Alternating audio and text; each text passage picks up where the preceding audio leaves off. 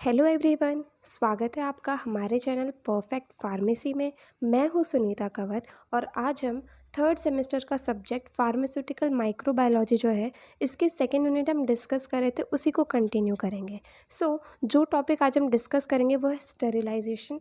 Sterilisation का basic introduction हम discuss करेंगे। देन इसके अंदर जो फिजिकल मेथड ऑफ स्टेरिलाइजेशन आता है, जिसके अंदर है dry heat sterilisation, moist heat sterilisation and radiation sterilisation. ये सारे टॉपिक्स जो है इन्हें हम डिटेल के अंदर इस वीडियो के अंदर डिस्कस करेंगे। इसके नोट्स जो हैं वो ऑलरेडी टेलीग्राम चैनल पर अपलोडेड है, आप वहाँ जा कर के देख सकते हैं। एंड इंस्टाग्राम पे भी हमारा पेज है, वहाँ पे भी आप हमें फॉलो कर सकते हैं। चलिए आज के टॉपिक्स जो हैं वो स्टार्ट करते हैं। सबसे पहले हम बेसिक इंट्रोडक्शन देखते हैं स्टेरिलाइजेशन का। स्टेरिलाइजेशन का मतलब क्या होता है? ये एक ऐसा प्रोसेस होता है जिसके अंदर हम कोई भी लिविंग या फिर नॉन लिविंग सरफेस जो है उसके ऊपर से जितने भी माइक्रो ऑर्गेनिजम्स हैं उन सबको रिमूव कर देते हैं। इस प्रोसेस को जो है स्टेरिलाइजेशन कहा जाता है। ठीक है, जैसे हमारे पास में कोई फर्श है, उसके ऊपर कोई भी जो है माइक्रो ऑर्गेनिज्म प्रेजेंट है, उसे अगर हम रिमूव करेंगे तो इसका मतलब ये होगा कि हमने उस फर्श को जो है स्टेरिलाइज कर दिया, मतलब कम्प्लीटली हमने उसमें से माइक्रो ऑर्गेनिजम्स को रिमूव कर दिया। ठीक है, अब जो स्टेरिलाइजेशन प्रोसेस है उसकी कितनी एफिशिएंसी है एंड वो जो स्टेरिलाइजेशन प्रोसेस है उसकी मदद से स्टेरिलाइजेशन हुआ या नहीं हुआ, ये चीज़ जो है ये डिपेंड करती है कि हमने कौन सा स्टेरिलाइजेशन मेथड जो है उसके अंदर यूज़ किया है। ठीक है, अब स्टेरिलाइजेशन जो होता है ये बहुत ही इंपॉर्टेंट स्टेज होता है जब कोई भी पेरेंटल एडमिनिस्ट्रेशन किया जाता है या फिर इंटरनल ऑर्गन्स के ऊपर किसी भी चीज़ को यूज़ किया जाता है या फिर अपरेटस को, ग्लासवेयर इक्विपमेंट्स को, इन्हें क्लीन करने के लिए, इन सब चीज़ों के अंदर ही स्टेरिलाइजेशन जो है बहुत ही इंपॉर्टेंट स्टेज होता है। जैसे हम कोई भी लैब के अंदर भी कोई भी प्रैक्टिकल करते तो उससे पहले हम क्या करते हैं कि सारे के सारे इक्विपमेंट्स या सारे के सारे ग्लासवेयर्स जो होते हैं उन्हें हम पानी से धोते हैं, जिससे कि वो सब के सब जो है स्टेरिलाइज हो जाए एंड उनके ऊपर से जो भी गंदगी, जो भी माइक्रो ऑर्गेनिजम्स उसमें प्रेजेंट है वो सब हम उसके अंदर से रिमूव कर दें। ठीक है, तो ये होता है सिंपल बेसिक मतलब स्टेरिलाइजेशन का। नाउ स्टेरिलाइजेशन जो है ये अलग अलग तरह का होता है। 3 टाइप का स्टेरिलाइजेशन हो सकते हैं: physical methods, chemical gaseous method and mechanical method, जिसे फिल्ट्रेशन भी कह सकते हैं। ठीक है, अब फिजिकल मेथड्स के अंदर भी 3 टाइप्स होते हैं। फर्स्ट आता है ड्राई हीट स्टेरिलाइजेशन, जिसके अंदर सबसे मेन आता है हॉट एयर ओवन। सेकेंड आता है मॉइस्ट हीट स्टेरिलाइजेशन, जिसके अंदर मेन आता है ऑटोक्लेव। एंड थर्ड आता है रेडिएशन स्टेरिलाइजेशन, जिसके अंदर आता है ionising and non ionising radiation या फिर ionising and non ionising sterilisation. ठीक है, सेकेंड आता है chemical gaseous method of sterilisation. इसके अंदर हम डिफरेंट गैसेस डिस्कस करेंगे, जैसे कि formaldehyde and beta propiolactone. Next आता है मैकेनिकल मेथड ऑफ स्टेरिलाइजेशन, जिसके अंदर फिल्ट्रेशन जो है वो इन्वॉल्व होता है। तो फिल्ट्रेशन या फिर मैकेनिकल मेथड जो है डिफरेंट फिल्टर्स की मदद से होता है, जैसे कि मेम्ब्रेन फिल्टर्स हो गए, हेपा फिल्टर्स हो गए, इनकी मदद से जो है मैकेनिकल मेथड ऑफ स्टेरिलाइजेशन को परफॉर्म किया जाता है। आज हम डिटेल में जो फिजिकल मेथड्स है स्टेरिलाइजेशन के वो डिस्कस करेंगे। फिजिकल मेथड्स जो होते हैं, इन मेथड के अंदर क्या होता है, सरफेस के ऊपर हीट अप्लाई करी जाती है। देन इसकी वजह से क्या होता है, जो बैक्टीरिया है उसके प्रोटीन्स जो हैं वो डीनेचर हो जाते हैं, ऑक्सीडाइज हो जाते हैं एंड इसकी वजह से क्या होता है, बैक्टीरिया मर जाता है। तो हमारा मेन मकसद स्टेरिलाइजेशन करने का यही है कि उसके ऊपर जितने भी माइक्रो ऑर्गेनिजम्स प्रेजेंट है उन्हें हम ख़त्म कर दें। अब जो फिजिकल मेथड होते हैं ये ईजी होते हैं एंड सिंपल होते हैं। फिजिकल मेथड्स जो होते हैं सिर्फ और सिर्फ जो थर्मोस्टेबल सब्सटेंसेस होते हैं, मतलब जो हीट की वजह से इफ़ेक्ट नहीं होते हैं, सिर्फ और सिर्फ उनके लिए ही हम फिजिकल मेथड को यूज़ कर सकते हैं। अगर कोई सब्सटेंस ऐसा है जो हीट की प्रेजेंस में जो है वो ख़राब हो जाता है, तो उन सब्सटेंसेस के लिए हम फिजिकल मेथड ऑफ स्टेरिलाइजेशन को यूज़ नहीं कर सकते, क्योंकि इसके अंदर क्या होता है कि हीट यूज़ होती है। तो हीट सेंसिटिव सब्सटेंस जो होगा वो हीट की वजह से ख़राब हो जाएगा, तो इसलिए हम उसे स्टेरिलाइज नहीं कर पाएंगे। तो इस तरीके से होता है फिजिकल मेथड्स ऑफ स्टेरिलाइजेशन। अब इसके अंदर सबसे पहला आता है dry heat sterilisation. Heat sterilisation जो है ये बहुत ही रिलायबल एंड बहुत ज़्यादा यूज़ होने वाला स्टेरिलाइजेशन का मेथड है, जिसके अंदर जो भी माइक्रो ऑर्गेनिज्म को हम किल कर रहे होते हैं उसके सारे के सारे एंजाइम्स और जो भी उसके अंदर सेल कंस्टिट्यूएंट्स प्रेजेंट होते हैं वो सब डिस्ट्रॉय हो जाते हैं, जिसकी वजह से वो माइक्रो ऑर्गेनिज्म जो है वो किल हो जाता है। नाउ ड्राई हीट स्टेरिलाइजेशन के अंदर भी अलग अलग मैथड्स आएंगे हमारे पास। सबसे पहला आता है रेड हीट। इस प्रोसीजर के अंदर क्या होता है, भी इक्विपमेंट को हमें स्टेरिलाइज करना होता है, उसे हम फ्लेम के ऊपर रखते हैं जब तक कि वो रेड हॉट कलर का ना हो जाए। ठीक है, इस मेथड को जो है इसे यूज़ किया जाता है स्पैचुला, फोर्सेप्स, इनॉक्यूलेटिंग लूप, ये सब जो है इनकी टिप जो है उन्हें स्टेरिलाइज करने के लिए हम इस मेथड को यूज़ करते हैं। नाउ जो पॉइंट्स होते हैं फोर्सेप्स के, इनॉक्यूलेटिंग लूप्स के, इन्हें स्टेरिलाइज करते हैं। एंड क्या करते हैं इसके अंदर हम जो हमारे पास ये इक्विपमेंट होते हैं उन्हें हम बंसन फ्लेम के ऊपर रखते हैं जब तक ये रेड हॉट कलर के नहीं हो जाते। इस तरीके से जो है रेड हीट मेथड जो है स्टेरिलाइजेशन का वो परफॉर्म किया जाता है। नेक्स्ट जो स्टेरिलाइजेशन मेथड आता है वो है फ्लेमिंग। इसके अंदर क्या होता है, सेम वही हम करते हैं जैसे कि हम रेड हॉट स्टेरिलाइजेशन मेथड के अंदर करते हैं। इक्विपमेंट जो है उसे हम फ्लेम के ऊपर रखते हैं, लेकिन इसके अंदर हम इक्विपमेंट को तब तक नहीं रखते जब तक कि वो रेड हॉट हो जाए। इसके अंदर हम सिंपली कुछ देर के लिए ही उसे वहाँ पर रखते हैं। एंड इसमें क्या होता है कि इसे हम यूज़ करते हैं जो भी हम लैब के अंदर इक्विपमेंट्स यूज़ कर रहे हैं उन्हें स्टेरिलाइज करने के लिए, जैसे कि टेस्ट ट्यूब्स, फ्लास्क, ग्लासवेयर, इन सब का जो माउथ है उसे स्टेरिलाइज करने के लिए हम फ्लेमिंग मेथड को यूज़ करते हैं। ठीक है। नाउ ड्राई हीट स्टेरिलाइजेशन का जो सबसे मेन मेथड है जो कि हॉट एयर ओवन मेथड, इसे हम डिस्कस करेंगे। तो ये जो होता है मोस्ट कॉमन मेथड होता है जिसे ड्राई हीट स्टेरिलाइजेशन के लिए यूज़ किया जाता है। अब इसका प्रिंसिपल क्या होता है, हॉट एयर ओवन में हाई टेम्परेचर को मेंटेन करके रखा जाता है जिसकी वजह से जो बैक्टीरिया का प्रोटीन है वो डीनेचर हो जाए एंड ऑक्सीडाइज हो जाए, जिसकी वजह से बैक्टीरिया जो है वो मर जाएगा। ठीक है, तो इस वजह से स्टेरिलाइज हो जाएगा हमारे पास जो गिवन इक्विपमेंट है वो। नाउ हॉट एयर ओवन का जो डायग्राम है वो कुछ इस तरीके से है।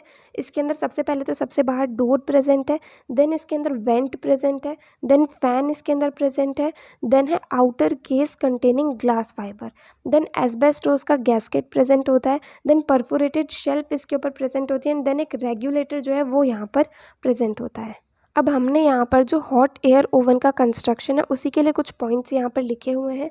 हॉट एयर ओवन जो होता है इसके अंदर एक insulated polished stainless steel chamber present होता है जो कि सराउंडेड होता है एक आउटर केस से, जिसमें इलेक्ट्रिक हीटर्स प्रेजेंट होते हैं जिससे कि कोई भी कूल स्पॉट जो है चैम्बर के अंदर डेवलप ना हो। ठीक है। एंड जो हॉट एयर ओवन होता है ये 250 लीटर कैपेसिटी तक अवेलेबल होता है। जो रियर साइड होता है ओवन का वहाँ पर एक फ़ैन प्रेजेंट होता है जिससे कि जो सर्कुलेटिंग एयर है वो जो टेम्परेचर का इक्विलिब्रियम है उसे मेंटेन करके रख सके। ठीक है। देन स्टेरिलाइजेशन साइकिल को रिकॉर्ड करने के लिए एक फिक्स टेम्परेचर सेंसर जो है वो कनेक्टेड होता है एक चार्ट या फिर डिजिटल रीडर से। एंड देन कोई भी इंटरप्शन आए स्टेरिलाइजेशन साइकिल के अंदर, इसके लिए क्या होता है कि प्रॉपर डोर लॉकिंग कंट्रोल जो है वो भी उसके अंदर प्रेजेंट होते हैं। ठीक है, तो इस तरीके से जो है हम इसके कंस्ट्रक्शन को डिफाइन कर सकते हैं। देन प्रोसीजर क्या होता है हॉट एयर ओवन में स्टेरिलाइजेशन करने का। सबसे पहले जो नॉन हीट लाइबल सब्सटेंस मतलब जो है थर्मोस्टेबल सब्सटेंस जो है उसे हम ओवन के अंदर रखते हैं का। नॉर्मली जो स्पोर्स होते हैं बैक्टीरिया के एंड जो वेजिटेटिव फॉर्म होता है सारे के सारे माइक्रो ऑर्गेनिज्म का, वो सब किल हो जाता है 2 घंटे के अंदर। एंड टेम्परेचर जो है वो 160 डिग्री सेल्सियस मेंटेन होना चाहिए। ठीक है। अब जो ओवन है उसे पहले कूल होने देना होगा, देन उसके बाद में जो है हम उसके डोर को ओपन कर सकते हैं एंड जो ग्लासवेयर हमने उसके अंदर रखे उसे हम निकाल सकते हैं। अगर हम अचानक से ही जैसे हमने ओवन को बंद किया एंड उसी टाइम हमने उसके डोर को खोल दिया तो इसकी वजह से क्या होगा, अचानक से इतनी कूलिंग होने की वजह से जो ग्लासवेयर है वो ख़राब हो सकते हैं। इसलिए हमें पहले उसे कूल होने देना है, देन उसके बाद में जो हमें ग्लासवेयर को बाहर निकालना है। ठीक है ना। मेरिट्स या फिर एडवांटेजेस क्या होंगे हॉट एयर ओवन के। सबसे पहला ये है कि जो इंस्टॉल करने का एंड ऑपरेट करने का कॉस्ट होता है हॉट एयर ओवन का वो कम होता है। ठीक है। देन हीट जो होती है वो हॉट एयर ओवन के अंदर हम जिस मटेरियल को स्टेरिलाइज कर रहे हैं तो हीट उसके अंदर इजीली पेनिट्रेट हो जाती है। देन ये मेथड जो होता है ये नॉन टॉक्सिक होता है, इसके अंदर एनवायरनमेंट जो है उसको कोई हार्म नहीं होता इस मेथड की वजह से। नेक्स्ट हम डिस्कस करेंगे डीमेरिट्स या फिर डिसएडवांटेजेस क्या होंगे हॉट एयर ओवन के। तो ये क्या होता है, ये एक टाइम कंज्यूमिंग मेथड होता है क्योंकि slow rate of heat penetration and microbial killing, मतलब जो माइक्रोब जो हैं उन्हें किल करने का एंड जो उसके अंदर हीट पेनिट्रेशन हो रहा है इसकी जो है बहुत ही स्लो रेट होती है, जिसकी वजह से ये मेथड जो है ज़्यादा टाइम कंज्यूमिंग होता है। इसका एक डिसएडवांटेज ये भी है कि बहुत सारे मटेरियल्स जो होते हैं वो हाई टेम्परेचर को ज़्यादा देर तक सहन नहीं कर पाते हैं। नाउ हॉट एयर ओवन की एप्लीकेशंस क्या होगी, इसे मेनली यूज़ किया जाता है metal surgical instruments, glasswares, thermostable powders and जो नॉन एक्वस थर्मोस्टेबल लिक्विड्स होते हैं, इन सबको स्टेरिलाइज करने के लिए मेनली यूज़ किया जाता है।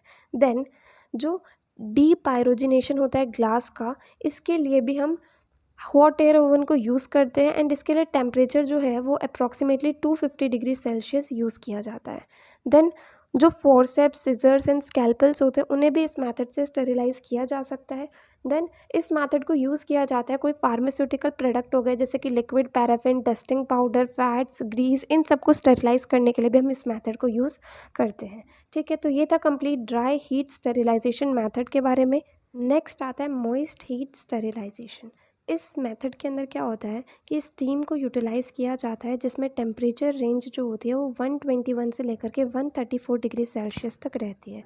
इसके अंदर मेनली क्या किया जाता है कि स्टीम होती है एंड वो जो होती है वो अंडर प्रेशर होती है, जिसकी वजह से हाई टेम्परेचर जनरेट होता है जिसे स्टेरिलाइजेशन के लिए यूज़ किया जाता है। मॉइस्ट हीट स्टेरिलाइजेशन का प्रिंसिपल क्या होता है, इसमें क्या होता है कि मॉइस्ट हीट को अंडर प्रेशर यूज़ किया जाता है स्टीम के रूप में।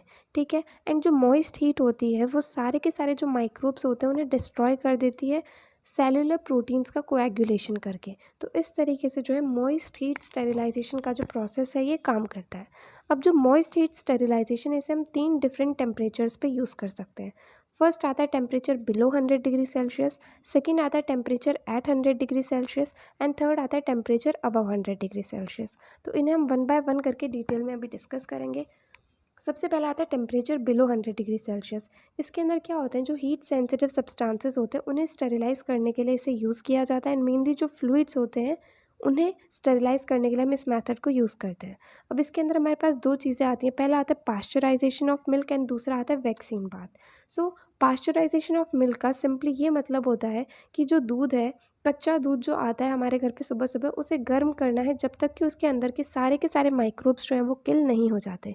इसके अंदर क्या करते हैं कि हम स्टेनलेस स्टील की प्लेट्स जो है उसके बीच में हम हीट करते हैं मिल्क को 70 डिग्री सेल्सियस टेम्परेचर पर। ठीक है, देन हम उसे कुछ देर तक हीट करते हैं, देन उसके बाद में हम क्या करते हैं उसे कूल कर लेते हैं उसके ओरिजिनल टेम्परेचर तक। ठीक है, सेकेंड आता है वैक्सीन बाथ। इस मेथड के अंदर क्या होता है, जो बैक्टीरियल वैक्सीन होती है उन्हें स्टेरिलाइज करा जाता है, जो स्पेशल वैक्सीन बाथ होती हैं वहाँ पर, एंड इसमें टेम्परेचर 60 डिग्री सेल्सियस रखा जाता है 1 घंटे के लिए।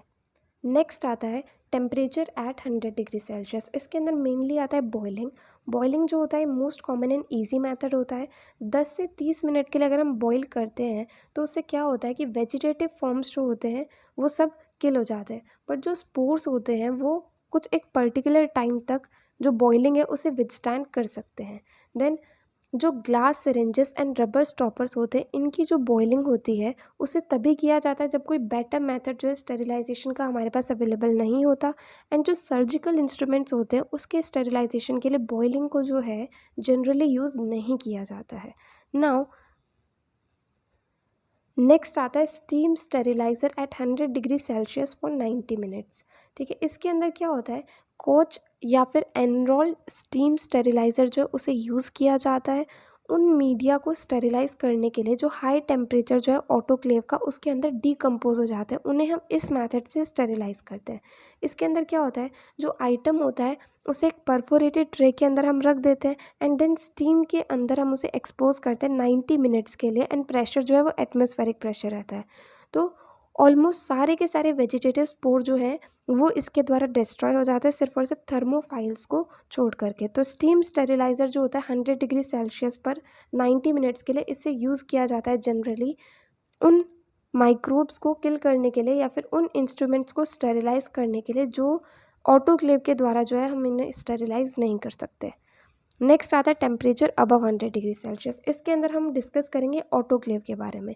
And temperature above 100 degree Celsius के अंदर आता है प्रेशर कुकर एंड ऑटोक्लेव। हम यहाँ पर सिर्फ और सिर्फ ऑटोक्लेव के बारे में पढ़ने वाले हैं। सो इसका प्रिंसिपल क्या होता है, इसके अंदर जो स्टीम अंडर प्रेशर होती है उसे हम यूज़ करते हैं मटेरियल को स्टेरिलाइज करने के लिए। अब स्टीम जो होती है एक गैस होती है, तो इसका प्रेशर जो है, जब एक क्लोज सिस्टम होता है उसके अंदर इसका प्रेशर जो है वो इंक्रीज़ होता है, तो इस वजह से टेम्परेचर भी इंक्रीज़ होगा, क्योंकि टेम्परेचर एंड प्रेशर जो है डायरेक्टली प्रोपोर्शनल होते हैं। तो जो हाई प्रेशर एंड टेम्परेचर होता है इसकी मदद से जो है स्टेरिलाइजेशन होता है। नाउ जो स्टेरिलाइजिंग एजेंट होता है इसके अंदर वो होता है मॉइस्ट हीट, एंड जो प्रेशर होता है वो नहीं होता। ऑटोक्लेव के अंदर जो स्टेरिलाइजिंग एजेंट होता है वो होती है स्टीम। सबसे मेन हमें ये चीज़ पता होनी चाहिए। नाउ हम डायग्राम देखते हैं। ऑटोक्लेव का सिंपल बेसिक डायग्राम क्या होता है, तो ये इसका कंप्लीट डायग्राम है, ठीक है। इसके अंदर यहाँ पर जो है ड्रेन वॉल प्रेजेंट है, देन इसमें परफोरेटेड बॉटम प्लेट प्रेजेंट है, देन हीटिंग एलिमेंट्स प्रेजेंट है, एंड वाटर जो है वो एक लेवल तक इसके अंदर प्रेजेंट होता है। देन इसके अंदर ग्रिड बास्केट है, देन प्रेशर वेसल है, देन इस पर लिड प्रेजेंट है, जिस पूरी की पूरी लिड को खोल करके इसके अंदर जो है मटेरियल को डाला जाता है, ठीक है। देन यहाँ पर जो है प्रेशर कंट्रोल वॉल्व प्रेजेंट है, then air removal valve present है, देन थर्मोमीटर प्रेजेंट है जिससे कि टेम्परेचर को देखा जाए कि हाँ भाई कितना टेम्परेचर उसके अंदर हो रहा है, देन सेफ्टी वॉल्व प्रेजेंट है, एंड प्रेशर गॉज जो है वो भी इसके अंदर प्रेजेंट है। तो ये इसका सिंपल बेसिक सा कंस्ट्रक्शन जो है ऑटोक्लेव का वो हमने यहाँ पर देखा है ना। प्रोसीजर क्या होगा, सबसे पहले जो है जो मटेरियल जिसे हमें स्टेरिलाइज करना है उसे हम ऑटोक्लेव के अंदर लोड कर देंगे। देन उसके बाद में उसके टेम्परेचर एंड प्रेशर को हम इंक्रीज़ करेंगे। देन जो हमारा मटेरियल है उसे हम इसी टेम्परेचर एंड प्रेशर पर एक पर्टिकुलर टाइम इंटरवल तक रखेंगे। देन उसके बाद में हम ऑटोक्लेव को कूल होने देंगे, एंड देन हम मटेरियल को ऑटोक्लेव के अंदर से निकाल लेंगे, ठीक है। अब जो ऑटोक्लेविंग कंडीशन होती है वो क्या होती है, जैसे हम क्या टेम्परेचर रखेंगे एंड क्या प्रेशर रखेंगे एंड उसके लिए जो होल्डिंग टाइम है वो क्या होगा, वो चीज़ हमने इस टेबल के अंदर लिखी हुई है, ठीक है। सो अगर टेम्परेचर 115 से 116 डिग्री सेल्सियस होता है एंड प्रेशर 10 इस यूनिट के अंदर होता है जो यहाँ पर लिखी हुई है LB/IN², तो इस टाइम पर क्या होता है, हमें उसे 30 मिनट के लिए ऑटोक्लेव के अंदर रखना होता है उस मटेरियल को। अगर टेम्परेचर 121 से 123 होता है, प्रेशर 15 होता है, तो उसका जो होल्डिंग टाइम होता है वो 15 मिनट होता है। इसी तरीके से अगर टेम्परेचर 126 से 129 है, प्रेशर 20 है, तो उस मटेरियल को हमें 10 मिनट्स के लिए उस ऑटोक्लेव के अंदर रखना होगा। देन अगर टेम्परेचर 134 से 138 है तो प्रेशर 32 है, तो जो उसका होल्डिंग टाइम होगा वो होगा सिर्फ और सिर्फ 3 मिनट्स। तो जैसे जैसे हम टेम्परेचर एंड प्रेशर को बढ़ा रहे हैं उसका होल्डिंग टाइम जो है वो कम होता जा रहा है।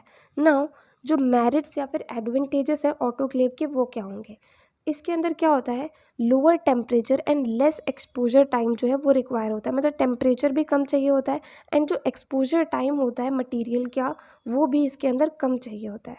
देन जो ऑटोक्लेव है ये जब बहुत सारा मटेरियल हो, मतलब मटेरियल जो है बल्क में प्रेजेंट होता है, तब ऑटोक्लेव यूज़ होता है। देन बहुत सारे इंजेक्शंस, ऑफ्थेल्मिक सॉल्यूशंस, इरिगेंट्स, डायलाइसिस फ्लूइड्स, इन सबको इस मेथड के द्वारा स्टेरिलाइज किया जा सकता है। जिन मटेरियल्स को हम मॉइस्ट हीट के द्वारा स्टेरिलाइज करते हैं उसके अंदर कोई भी टॉक्सिक सब्सटेंसेस जो है वो प्रेजेंट नहीं होते हैं। नाउ डीमेरिट्स या फिर डिसएडवांटेजेस क्या होंगे, ऑटोक्लेविंग जो है ये एनहाइड्रस मटेरियल्स जो है उसके लिए सुटेबल नहीं होती, मतलब ऐसे मटेरियल्स जो मॉइस्चर की प्रेजेंस में ख़राब हो जाते हैं। देन इस मेथड को थर्मोलाइबल मटेरियल्स के लिए यूज़ नहीं किया जा सकता, जो कि 150 डिग्री सेल्सियस एंड उससे ज़्यादा टेम्परेचर को सहन नहीं सकते, ठीक है। देन पायरोजेंस जो होते हैं उन्हें इस मेथड के द्वारा डिस्ट्रॉय नहीं किया जा सकता। नाउ एप्लीकेशंस क्या होंगी ऑटोक्लेव की, सबसे पहले ऑटोक्लेव जो है इसे फार्मास्यूटिकल इंडस्ट्रीज़ के अंदर यूज़ किया जाता है। Surgical dressings, sheets, surgical and diagnostic equipment, containers, aqueous injections, ophthalmic preparations, irrigation fluids, इन सब को स्टेरिलाइज करने के लिए फार्मास्यूटिकल इंडस्ट्रीज़ के अंदर जो है ऑटोक्लेव को यूज़ किया जाता है। सो ऑटोक्लेव को बहुत ही वाइड लेवल पे यूज़ किया जाता है, तो इसकी एप्लीकेशंस जो है वो बहुत ज़्यादा है। नेक्स्ट आता है रेडिएशन मेथड ऑफ स्टेरिलाइजेशन। इसके अंदर क्या होता है, हम अलग अलग तरह की रेडिएशंस को यूज़ करते हैं स्टेरिलाइजेशन परफॉर्म करने के लिए, जैसे कि गामा रेज हो गई, यूवी लाइट रेडिएशन हो गई, या फिर पर्टिकुलेट रेडिएशन हो गई जैसे कि एक्सेलरेटेड इलेक्ट्रॉन्स, ठीक है। इन सब को यूज़ किया जाता है स्टेरिलाइजेशन करने के लिए, तो इस मेथड को जो है रेडिएशन स्टेरिलाइजेशन कहा जाता है। इस मेथड से क्या होता है कि जो माइक्रोब का जो डीएनए होता है वो टूट जाता है, एंड वो टूट जाएगा तो ऑब्वियसली माइक्रोब जो है वो किल हो जाएगा। तो इस तरीके से जो है इस मेथड से स्टेरिलाइजेशन किया जाता है। तो इस मेथड का प्रिंसिपल क्या होता है, इसके अंदर ionising and non ionising radiation, ये दो टाइप के रेडिएशंस को यूज़ किया जाता है स्टेरिलाइजेशन करने के लिए। अब जो आयनाइजिंग रेडिएशंस होती हैं ये short wavelength and high intensity वाली रेडिएशंस को यूज़ करती हैं माइक्रोब्स को डिस्ट्रॉय करने के लिए, जैसे कि गामा रेज हो गई, एक्स रेज हो गई। ये क्या करती हैं, सेलुलर डीएनए के साथ में रिएक्ट करती हैं एंड उन्हें डैमेज कर देती हैं। तो यही हमारा पर्पस होता है स्टेरिलाइजेशन के अंदर। नेक्स्ट जो नॉन आयनाइजिंग रेडिएशंस होती हैं ये longer wavelength and lower intensity वाली रेडिएशंस को यूज़ करती हैं। तो इस वजह से क्या होता है कि ये जो माइक्रोब होता है उसके अंदर पेनिट्रेट नहीं कर पाती हैं, ये जो है सिर्फ और सिर्फ सरफेस पे स्टेरिलाइजेशन परफॉर्म करती हैं। जैसे कि यूवी लाइट जो है उसे वेरियस इंडस्ट्रीज़ के अंदर यूज़ किया जाता है। ठीक है, अब हम ionising and non ionising radiations को अलग अलग डिस्कस करेंगे। सबसे पहले हम डिस्कस करते हैं आयनाइजिंग रेडिएशन। इस मेथड के अंदर क्या होता है, X rays, gamma rays and high speed electrons जो है इन्हें स्टेरिलाइजेशन के लिए यूज़ किया जाता है। तो इनकी जो है स्ट्रॉन्ग पेनिट्रेटिंग पावर होती है, जिसकी वजह से जो स्टेरिलिटी पावर होती है वो भी इनकी स्ट्रॉन्ग होती है। अब ये जो होते हैं ये सुटेबल होते हैं, जो हीट सेंसिटिव फार्मास्यूटिकल सब्सटेंसेस होते हैं उन्हें हम इसकी मदद से स्टेरिलाइज कर सकते हैं, जैसे कि एंटीबॉडीज़ हो गई, हार्मोन्स हो गए, प्लास्टिक्स हो गए, एंजाइम्स हो गए। हीट सेंसिटिव सब्सटेंसेस जो हीट से ख़राब हो जाते हैं उन्हें हम स्टेरिलाइज करने के लिए आयनाइजिंग मेथड को यूज़ कर सकते हैं। ठीक है, नाउ जो आयनाइजिंग रेडिएशंस होती हैं ये जो माइक्रोब है उसके अंदर डीपली पेनिट्रेट करती हैं एंड क्या करती हैं, वेजिटेटिव सेल्स, बैक्टीरियल एंडोस्पोर्स जो होते हैं उन सब चीज़ों को किल कर देती हैं। एंड ये रेडिएशंस जो होती हैं वायरस के अगेंस्ट जो है ये इफ़ेक्टिव नहीं होती हैं।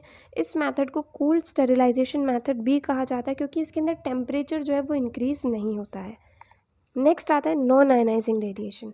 इस मेथड को जनरली यूज़ किया जाता है जैसे किसी क्लोज एरिया का स्टेरिलाइजेशन करने के लिए, या फिर लैमिनर फ्लो या फिर ऑपरेशन थिएटर्स, इनका स्टेरिलाइजेशन करने के लिए इस मेथड को यूज़ किया जाता है।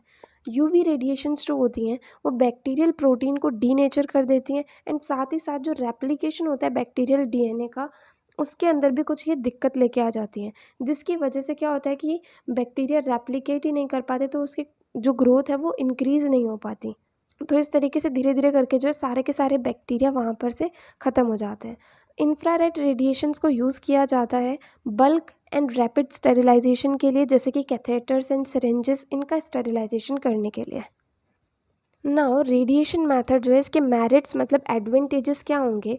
सबसे पहला ये है कि इस मेथड को हम हीट सेंसिटिव मटेरियल्स जो हैं, मतलब ऐसे मटेरियल्स जो हीट की प्रेजेंस में ख़राब हो जाते हैं, उनके स्टेरिलाइजेशन के लिए भी हम इस मेथड को यूज़ कर सकते हैं। देन ये मेथड जो होता है कोई भी केमिकल रेजिड्यू मतलब कोई भी केमिकल को इधर उधर नहीं छोड़ता है। जैसे हमने किसी इंस्ट्रूमेंट को स्टेरिलाइज करा तो उसके ऊपर केमिकल ये मेथड जो है वो नहीं छोड़ता है, तो ये एक इसका एडवांटेज है।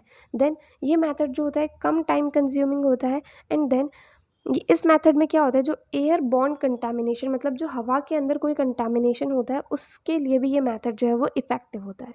नाउ डीमेरिट्स या फिर डिसएडवांटेजेस क्या होते हैं इस मेथड के। ये वाला जो मेथड होता है वो हीट स्टेरिलाइजेशन से ज़्यादा कॉस्टली होता है। देन इसके जो है ह्यूमन बींग्स के ऊपर साइड इफ़ेक्ट्स हो सकते हैं। देन ये मेथड जो होता है हाईली स्पेशलाइज्ड इक्विपमेंट्स के द्वारा परफॉर्म किया जाता है। देन यूवी लाइट स्टेरिलाइजेशन जो है ये एक रिलायबल मेथड नहीं है, क्योंकि इसके अंदर क्या होता है कि डीएनए डीनेचर होता है, तो डीएनए जो है वो फेवरेबल कंडीशंस के अंदर वापस से रिपेयर भी हो सकता है।